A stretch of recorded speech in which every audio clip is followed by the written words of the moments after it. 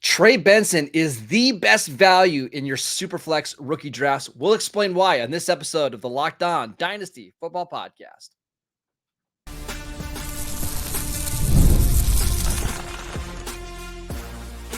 You are Locked On Dynasty Football, part of the Locked On Podcast Network.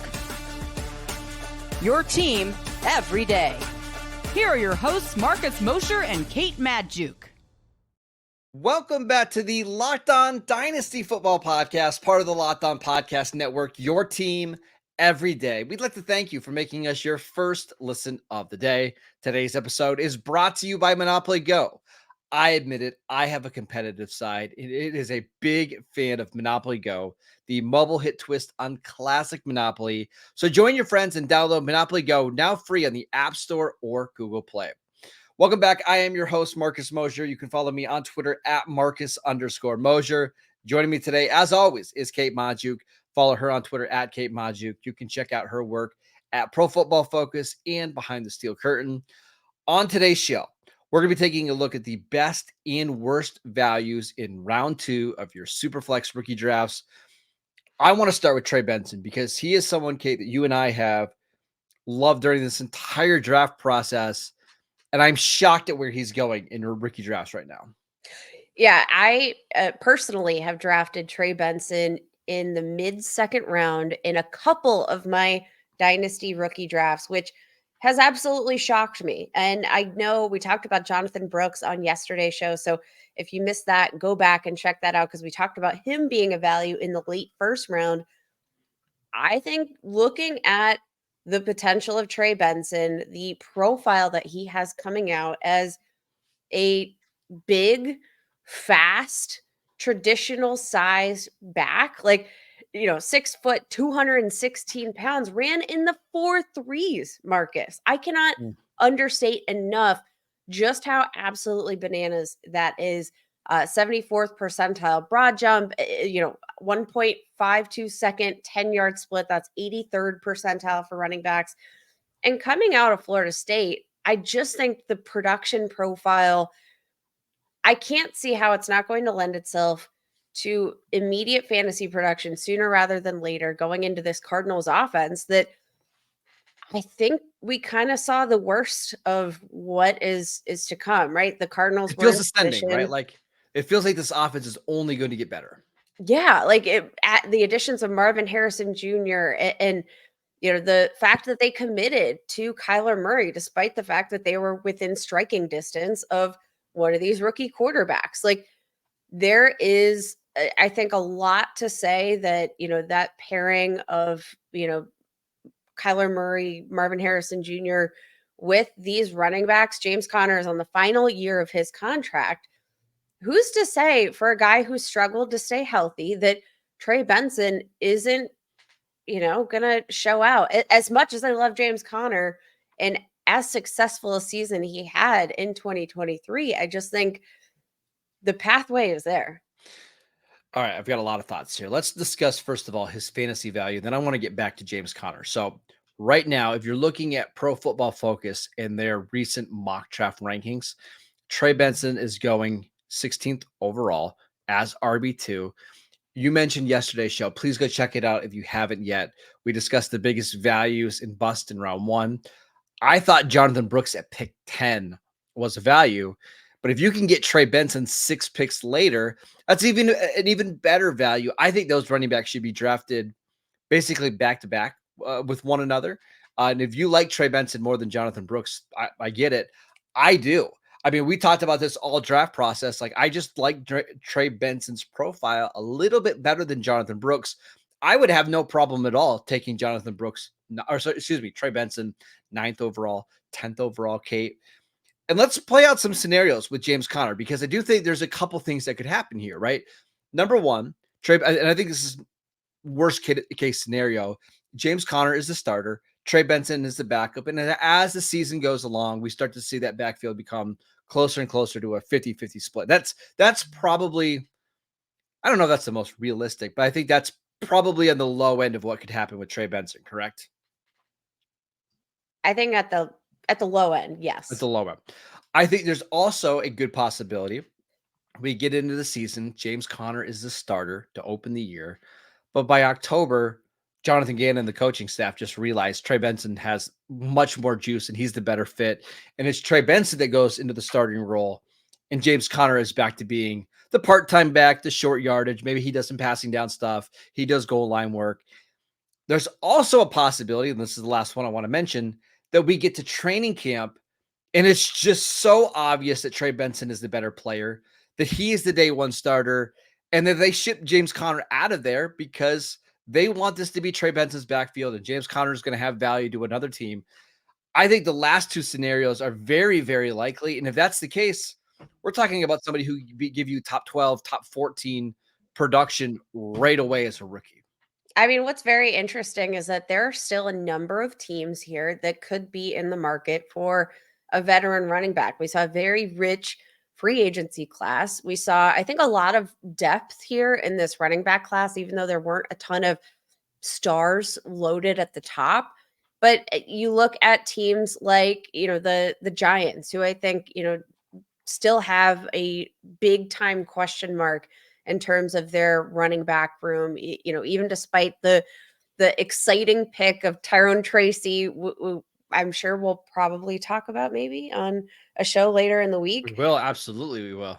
A very interesting prospect who I think still has a lot of question marks. This is a 6-year player, converted running back. Like that backfield is by no means a guarantee, right? And then you look at the Raiders, who maybe they want to get a little bit of help alongside Zamir White. Like there are still several backfields that I think could be in use of a veteran talent like James Conner, maybe even your Dallas Cowboys, which hooey, if that came to fruition, you love to see it. And I'm not by no means saying that James Conner lost juice. Like he ranked 4th among running backs with 200 plus carries with an 88.4 PFF rushing grade, over 1,000 rushing yards, 5 yards per attempt, 3.93 yards after contact per attempt, which literally led all of those running backs. 60 missed forced tackles, that ranked 3rd among running backs, despite the fact that he played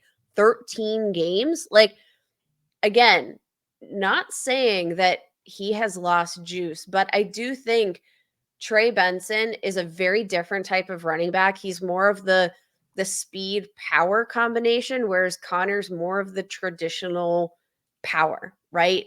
And depending on what they find to be a better fit for their scheme, like I think Trey Benson could win out. But even if he doesn't, Marcus, if you're telling me that Trey Benson, this guy who profiles as a true NFL down at 3 down back, if he gets a lead role in an offense that I think we can all agree is trending up, even in the next season to come, I'm going to take that as a huge win because I think the upside for a guy with that kind of breakaway speed is absolutely tremendous. Let me name some players that are currently being drafted ahead of Trey Benson in your superflex rookie drafts.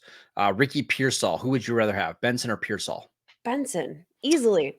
Keon Coleman, who you and I have very mixed feelings on, good Benson. and bad. Yeah. Get out of here. Bo Nix. Save that one. We'll save that one. Ladd McConkey. I'll take Ladd McConkey. Okay. We talked about Ladd on yesterday's show. If you missed out, it's very, very, very good discussion on Ladd. Here's an interesting one. And kind of my guy, Xavier Worthy. I'll take Benson. I would take Benson as well. As much as I like Xavier Worthy, I get a running back on an offense that I perceive as ascending.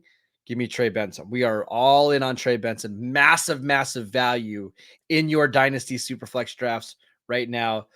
Okay, he isn't the only value going in round 2. Let's talk about a certain quarterback in the AFC West next. This episode is brought to you by Monopoly Go. All right, game off. We got to pause here to talk more about Monopoly Go. I know what you're saying. Flag on the play. You guys have already talked about that before. But there's just so much good stuff in this game. In Monopoly Go, you can team up with friends for time tournaments where you work together to build up each other's boards. The more that you win together, the more awesome prizes that you unlock. And there's so much to get, like unique stickers that you can trade with friends to complete albums for big prizes, cool new playing pieces to travel the board with, and hilarious emojis that you can use to taunt your friends when you smash their buildings and heist their vaults. Plus, Monopoly Go feels new and exciting every day with constantly changing tournaments and challenges.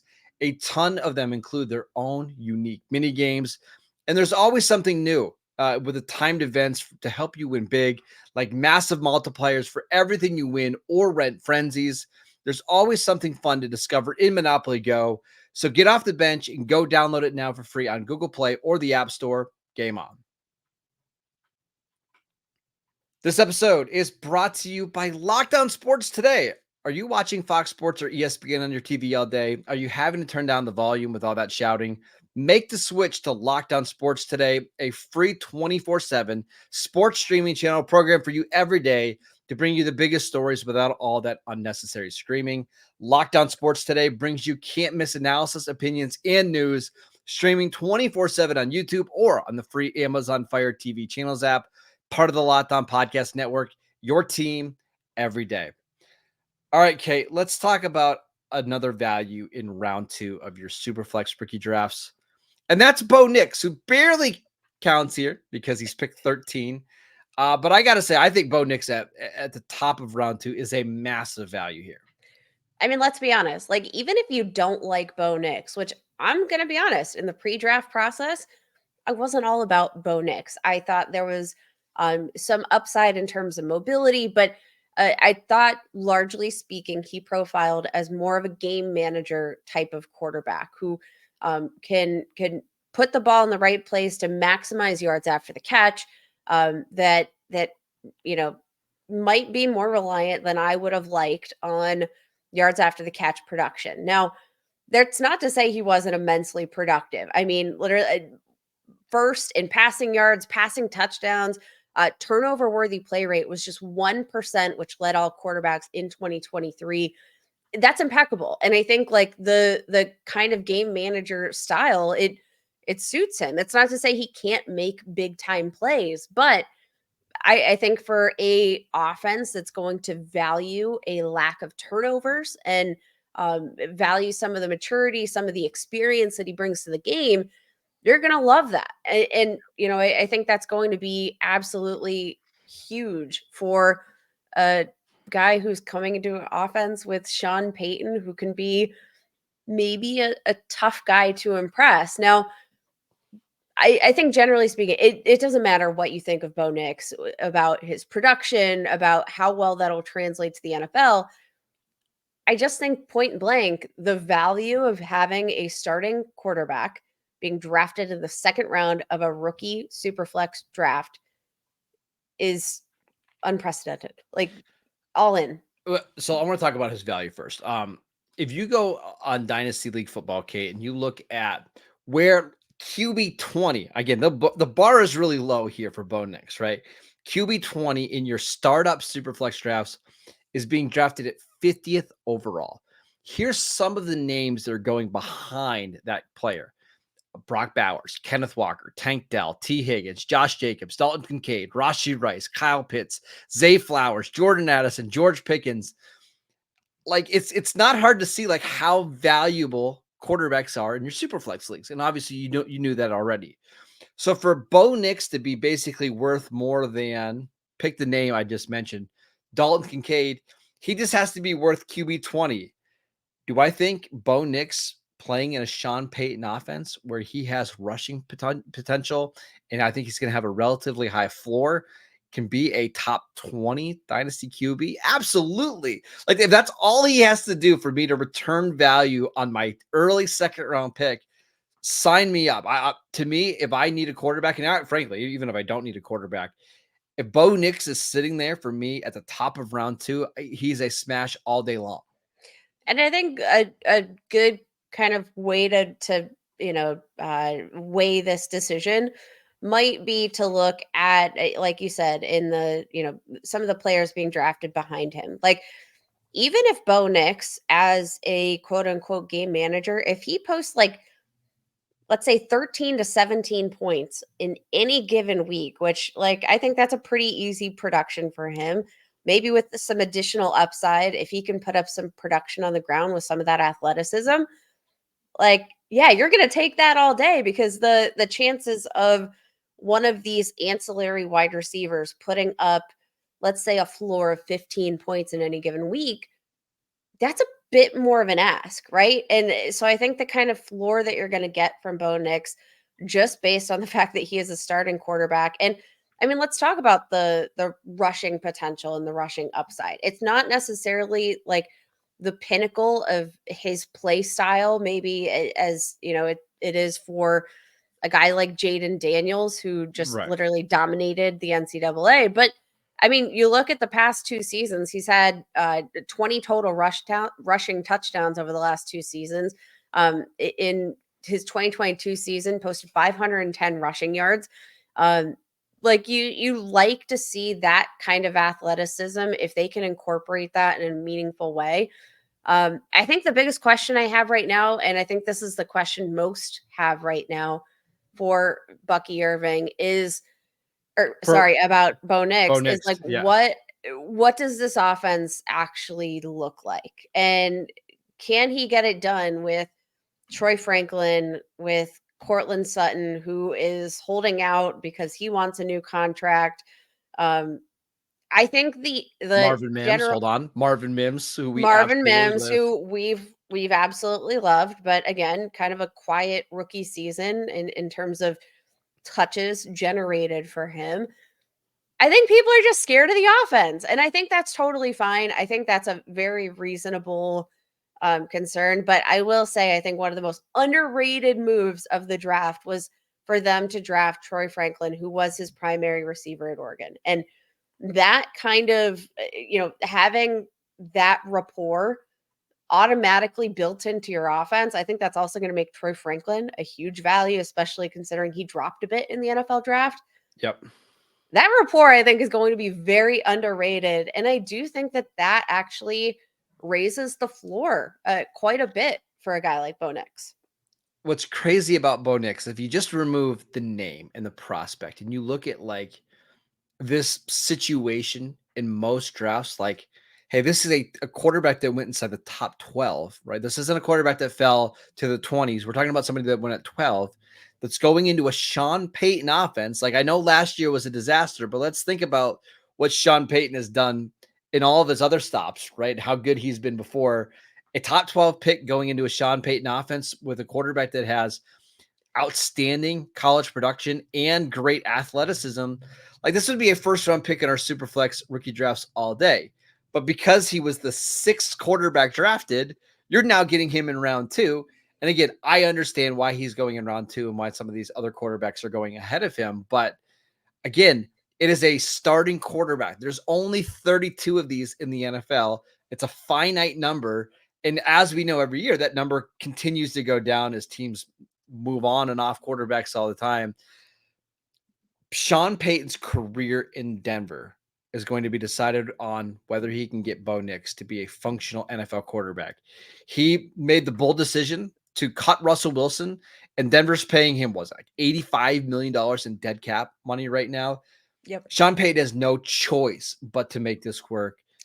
And I kind of And look believe at him. the depth chart, Marcus. Like, it's not even just obviously Sean Payton's career, I think, hangs in the balance at this point. So yeah, I think that's a great bet to make. But look at the depth chart and tell me what you think the chances are that, or how bad would Bo Nix have to be to lose his job? He Jarrett won't. Stidham, He Zach won't. Wilson, and Ben DiNucci are playing behind him. Barring injury, I cannot fathom a single circumstance where they give up on Bo Nix unless things go so wrong. Sean Payton is scared that he's going to like break him. But even then, again, Yeah. career hangs in the balance here. Bo Nix is a great value for where he's being drafted, Yes. and that is coming from a Bo Nix skeptic. So I think we can safely say that he might be the grossest value in your super That's flex okay. draft Take any it. round, maybe. I don't know. It's a free gift that the other dynasty managers in your league are giving you. Take it. Take it. Cover up the name. I think you were spot on right that. Cover up the Cover up the name name and and just then take the you be all position. in. Yep, Mhm. take the position because it has so much value. Okay, we talked about 2 players that we really like in terms of their dynasty value in round 2. Let's discuss a running back that we're not super high on in your Dynasty Superflex drafts next. This episode is brought to you by FanDuel. It's winner take all time in the NBA and in the NHL, and FanDuel is giving you a shot to bring home a big win of your own. Right now, new customers can get $150 in bonus bets with any winning $5 bet. That's $150 to bet on spreads, money lines, player props, and more. Just visit FanDuel.com/lockedon and make every playoff shot count. Right now is a fantastic time to sign up for FanDuel. We've got the NBA playoffs, which are been magnificent. That game last night between the T-Wolves and the Nuggets was absolutely insane.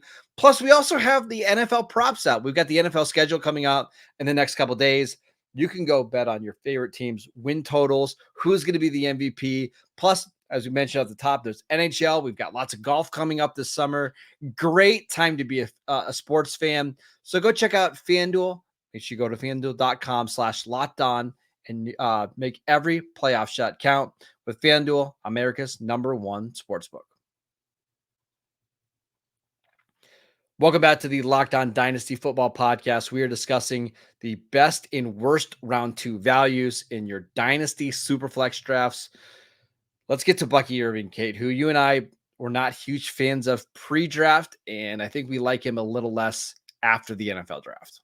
I don't know that there's any running back that maybe lost as much value in the combine process as Bucky Irving, which is super unfortunate because, again, he's the second Oregon player that we're talking about here on this show. But coming out of the combine, 5'9", 192 pounds, ran a 4.55 40-yard dash, which very disappointing. A 5th percentile vertical, a sub 30-inch vertical, Marcus, that is not good. A sub 10-foot broad jump, that is not good. 33rd percentile for the broad jump, 5th percentile for the vertical. And I think people were just expecting a lot more out of Bucky Irving, given the production profile. He's been one of the most productive receiving running backs in the FBS over the past couple of seasons. And I thought there was a chance that maybe he enters an offense and, finds a suitable spot where he could be, a team's primary option at receiver and running back, right? Like, he's on the smaller side. We mentioned the frame. Didn't really matter over the past 2 seasons. He led the FBS with a 96.1 PFF rushing grade, 40% missed forced tackle rate over the past 2 seasons, average 4.16 yards after contact per attempt. Like, not great. That is excellent. But you know what? When you pair the size with the landing spot and the fact that I think his skill set is a little duplicative when it comes to Rachaad White, right? Rachaad White is 2 different running backs, but I think what Bucky Irving was going to bring in terms of the most value is his skill set on 3rd down and an ability as a receiver. That's been Rachaad White's calling card. So I do look at this situation and I think, all right, what are the chances that we're actually going to see Bucky Irving make an impact? Obviously, he's got the size that's already against him. He's, again, small for a prototypical NFL running back. He's never going to be an every down back, never. Yeah, he's too small for that. And then you have the pairing with Rachaad White, who, I mean, like, it's the perfect wind of circumstances where I can't see him being a huge value, especially in his first couple of seasons. I'm worried. Yeah, and the draft capital isn't good either. I mean, we know that draft capital for running backs means a little bit less than other positions, but you're still talking about somebody who went in the 4th round and not early in the 4th round. This wasn't like pick 101 or 102. He went at the end of round 4, which is a little bit concerning because that means that there's no guarantee that he's even going to be the RB2. I mean, there's potential that they could bring in somebody else and just keep Bucky Irving as this 3rd running back. I just like a lot of the names that are going after him. And in fact, the name that's being directly drafted behind Bucky Irving is Jalen Wright, who has very similar draft capital, but has a lot more home run speed. And his an offense is better. Yeah. on a better offense. And Marcus, this is a Miami Dolphins team. Like, again, despite the draft capital, the Miami Dolphins traded a 2025 third rounder. Yeah, 2025 third rounder. Yep. Like that in and of itself, that willingness to invest a next round pick, next year's pick, I think that speaks volumes for what you're going to expect in terms of what they're looking to do with Jalen Wright. Like, yeah, give me that all day, even as somebody who's been largely skeptical again of Jalen Wright. So if you're going to draft the running back, we prefer Wright. But to me, I would just rather take a receiver. Look at the receivers that are being drafted behind him. Roman Wilson, third round draft capital. Jermaine Burton, who could very easily be the number 2 receiver in Cincinnati by 2025. I want to talk about running backs. I like Ray Davis's fit in Buffalo a whole lot more than I like Bucky Irving with the Buccaneers. So at the bottom of round 2, I would strongly say to stay away from that one. I just don't see the upside, and I certainly don't see the value. In terms of upside, what do you think his ceiling is? Like, what would you project in Bucky Irving's best NFL season for his fantasy football finish to be? I mean, like, I think you're looking at like what maybe Jalen Warren would do in Pittsburgh, where it's like, hey, you're a really nice 1B to a 1A, and there's going to be games where you can, produce, but just somebody where week to week, you just can't trust them at all. The problem with Bucky is I just don't ever see him being a team's go-to running back, which means he's always going to be a part of a committee, and it's just really hard to trust those players week in and week out. I think Jalen Warren is a great example of, again, a player that, I think largely speaking, very talented. I'm a Steelers fan, I know, but a guy that I'm not looking to invest heavily in fantasy football just because of that concern that the workload is never going to translate. And I think there are a lot of other high upside options being drafted behind him that it becomes really hard to justify the price. Now, if Bucky Irving starts, to slide in the later third round, I might bite because that pass catching upside, you're going to love that. But largely speaking, no thanks. I'm out. All right, that is it for today's show. On tomorrow's show, we've got Matt Williamson here at Williamson NFL. We're going to be answering your Twitter questions, so make sure you guys send them into us at Marcus_Mosher, at Kate Majuk. Go check out the podcast wherever you get your podcasts. We are free and available on all platforms. Go check out the show on YouTube as well. And we will see you right back here tomorrow.